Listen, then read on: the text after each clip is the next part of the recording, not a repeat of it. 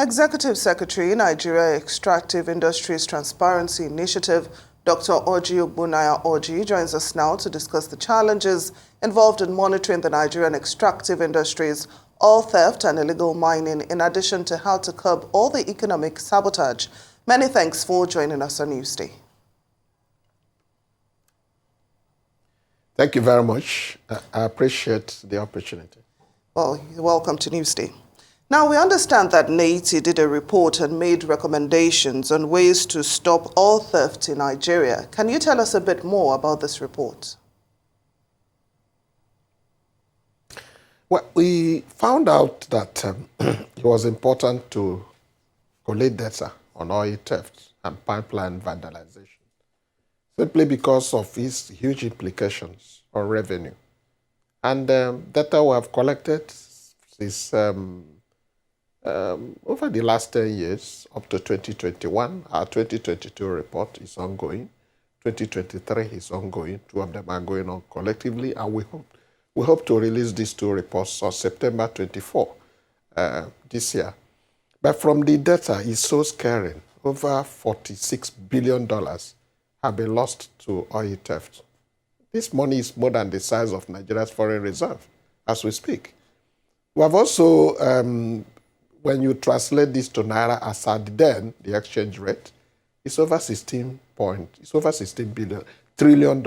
And when you put this together, the key ministries that are implementing infrastructure in Nigeria, Power, Ministry of Works, all the key ministries, 6 of them, if you put them together, I've done the computation, you see that this money is more than the size of their budget and almost the size of the federal budget. It's no longer a joke. It's no longer something that we can continue to live outside. It's something, and this is the damage to the environment is scary. Emissions, pollution, and denial of livelihoods to host communities. It's enormous. We're here in Lagos, and we have tabled these issues before our board.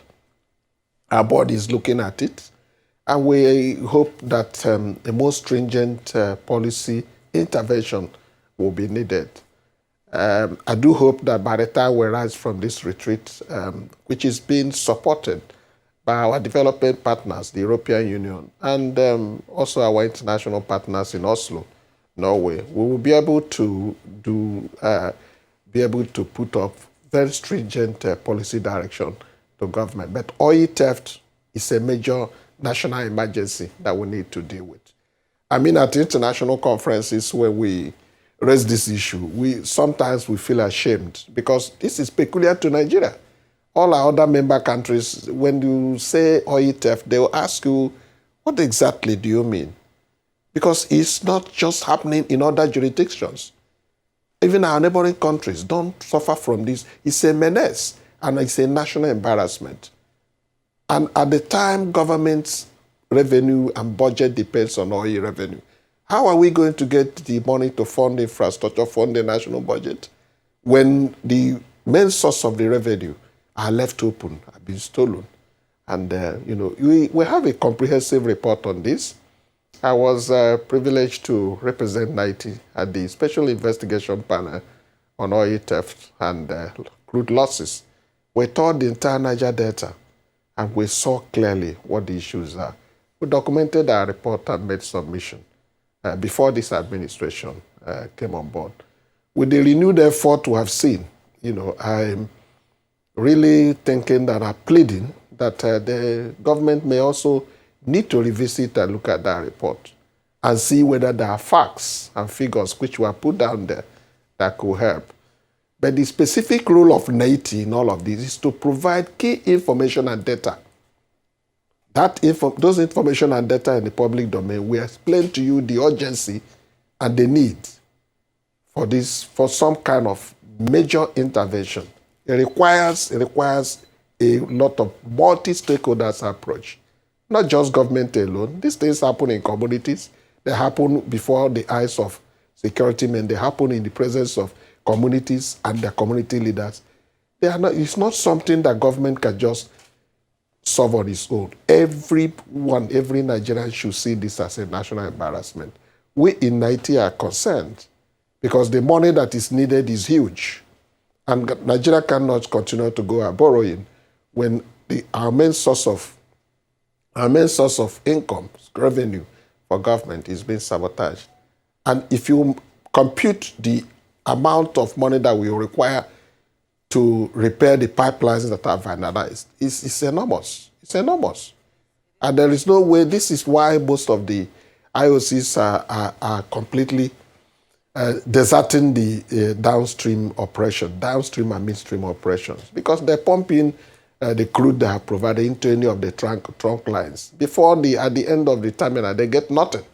It would have been stolen, because some of the stealings are in illegal connections, connected directly to the trunk lines. We made a very, very insightful recommendations, which I think is very important. The government is its current effort to look at how to shore up our production. We are doing less than 1.3 now, whereas our OPEC quota is far from being met. So there's no way government can break even in raising the required revenue in the sector if oil theft is not dealt with. Dr. Orji, thank you for that. I want to channel the discussion towards the global push for transition to renewable energy. I'm sure you're very well aware of this large discussion and how it affects us here in Nigeria in terms of the declining need for oil around the world. How is that going to affect the bottom line of the Nigerian economy? And also, what is NEITI's role within this discussion of transition to renewable energy? We are equally happy that recently the government has taken some very bold steps that we can see. One of them is the constitution of Climate Change Energy Council and the Green Economic Solutions, which we think this is a very important step to signify our interest to take this very seriously. We're equally happy that focal persons have been appointed to coordinate this. We wait for a measurable implementation plan that can drive this process. But energy transition is a global debate. Nigeria cannot ignore that debate. The debate is real. As you are aware, even in Abuja, you are already seeing cars that don't need fuel. Cars, Tesla vehicles are already in Nigeria. You travel around Europe and the United States and you see that they hardly, or vehicles that don't need fuel are everywhere. In the next 2 to 3, 4, 5 years, it will become history. So what are we going to do in a country that depends heavily on oil revenues if the demand for oil continues to decline? How are we going to survive? It's a major question for oil-dependent countries like Nigeria, and there are many other countries that depend on fossil fuel, because this is real. The developed world, before they began this debate, had already prepared adequately for this unavoidable circumstance. And that is why our board is meeting in Lagos. We are very cautious of this. Our job here is to come up with very insightful decisions, evidence-led decisions on how Nigeria can mitigate the risks of energy transition and maximize the potential opportunities. But right now, what is more important on the short term is how the risks can be mitigated. And that risk can be mitigated easily if we channel our attention on investment in gas. Nigeria is the highest producer of gas in Africa and 9th in the world. Our gas reserve is huge, very huge. But to evacuate gas and invest in gas, you need gas infrastructure.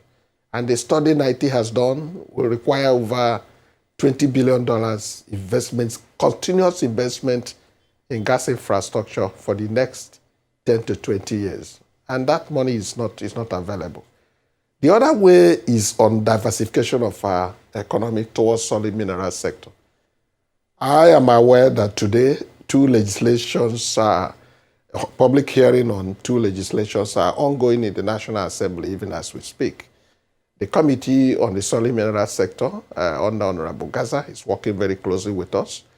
We regret that we are not able to make our presentation because all our leaders, management, and staff are held up in this very important retreat here in Lagos. But we have continuously studied those legislations, including the ones being proposed by the Ministry of Solid Minerals Development. Nigeria's response to energy transition lies on two options, which are easily available. One, investment, huge investment on gas commercialization. The other one is diversification in solid minerals. And we have already identified 7 precious minerals that we can heavily invest on. And the other one is, the third one is on investment on human capacity. And if, human knowledge is already available in Nigeria, and we can invest heavily on that. But for us to just think that we can rely on oil forever, it's not a very good plan. And we in NEITI are here providing, are ready and set to work government, relevant government agencies, and the present administration to provide reliable policy options. It's part of the reason why we're in Lagos and why we're holding this retreat, which began on Monday. All right, thank you very much, for that. Now, I'd like to ask you what you consider as the major achievements, value addition of NEITI in the ongoing reforms, and how these contributions can be measured. Well, it's very, very difficult to just these few minutes to tell you what our contributions are. We have done a lot. Before NEITI came on board in 2004, began implementation, Nigeria joined the Global Extractive Industry Transparency Initiative, which seeks to reduce and free countries that are held in bondage by resource costs, a situation where you have enough natural resources and your citizens are not enjoying it. There are no good roads, no water, no electricity, security, and all that. It's not only in Nigeria. There are 57 member countries that are suffering from this quagmire. And many of these countries have come together under the Global Extractive Industry Transparency Initiative. Our country joined this movement in 2003, began implementation in 2004, and supported it with a specific law in 2007. That now set up NEITI. Between that period and now, one major addition that we can tell you that is verifiable is the fact that we have enormous information and data at our disposal. And this information and data are available, accessible, and user-friendly, provided by NEITI. You can't make informed decisions without data and facts. That's how other societies operate. That's one. Two, you hear of the Petroleum Industry Act. NEITI recommended the Petroleum Industry Act because before then, the only law in the petroleum sector was the Petroleum Act of 1959, a year before Nigerian independence. Every other thing you saw was directives, circulars, regulations. So NEITI saw that gap and recommended the PIA. Today, PIA is law. We recommended the unbundling of NNPC. NNPC is being gradually unbundled. Have we got to where we're going with the NNPC? No. Have we started? Yes. Can we do more? A lot more needs to be done. But they are no longer rigidly government. They are NNPC limited. We are still working with the NNPC and its affiliate agencies to get to the level where NNPC will be quoted in the Nigeria Stock Exchange. That's where we're going. And at that time, Nigerians will be free to be part owners of NNPC by buying shares. And the structure of NNPC will be controlled by stakeholders, as you do in the banking sector and other organized private sector. That's where we're going. At that time, NNPC will be paying huge dividends and huge revenues to government, as you see in Petronas. Petronas is a global oil company. Right. You see Aramco, Saudi Aramco, which is a global oil company owned by Saudi Arabia. Petrobras, the national oil company of Brazil. Well, Dr. Orji, which is the national oil company of Norway. Allow me to interrupt you for the sake of time. I want to talk about the solid minerals sector, which you mentioned earlier. There are some critics that are saying that it has gone ignored, that it's delivering little to nothing. So my question is what the role NEITI plans to play in taking this up and not only focusing on the oil and gas sector of the industry. Thank you very much. The solid minerals sector, we worked with the Ministry of Solid Minerals at the time, Ministry of Solid Minerals and Solid Minerals Development, before to develop what we call the solid minerals roadmap. We are tracking how far that has gone, but what the solid minerals sector requires right now is a current dynamic legal framework, similar to what we have in the Petroleum Industry Act. Whether it's going to be a private member bill or whether it's going to be an executive bill that has to come from the government, that is a matter of debate. But the industry needs a review of the 2007 Minerals Act. We also think it's important to liberalize that sector to allow various tiers of government and then a situation where investors can come in and easily go out. What we have right now appear too regimented that most investors are unable to cope with the convoluted structural arrangement that we see. But currently the Ministry of Solid Minerals Development is open and we have seen that they are interested and we are working with them to see how we can support each other to share ideas and knowledge. But fundamentally, a revised minerals law is required. Some draft bills are already before the National Assembly.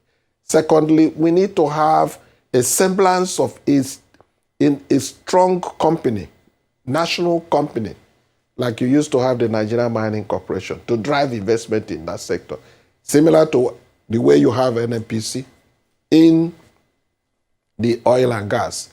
Right now, there is none. Since the Nigerian Mining Corporation died, the essence of that is that that company now becomes a driver, a special purpose vehicle that can drive investment in that sector. We propose that. We are aware that something is, the current minister is interested and is working towards that area. We want to make this should happen very fast. A new law in that sector will provide a current, dynamic, contemporary fiscal regime. None exists currently in the sector. We have done a scoping study on what needs to be done. We have commissioned a very important study on the effect of energy transition on an oil-dependent country like Nigeria. All this information are available, and when we complete this report, we have no doubt that it will clarify and give a clarity of what needs to be done within that sector. The solid mineral sector is huge and can sustain this economy if we channel the present energy that we have on oil and gas toward the solid mineral sector. And the potentials are there, and they are very clear. Well, very well said, Dr. Ogbonnaya Orji, Executive Secretary in NEITI. Thank you so much for joining us on Newsday.